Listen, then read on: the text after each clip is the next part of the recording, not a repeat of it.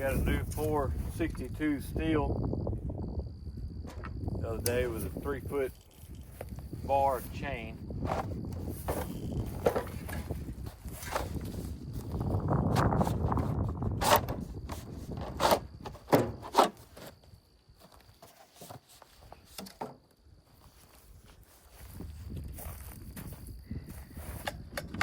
Got everything you expect on a new steel.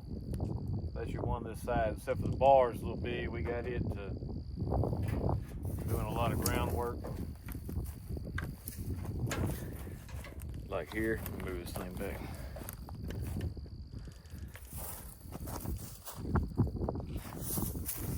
Yeah, doing a lot of groundwork and limbing upside and taking out smaller trees on the trail.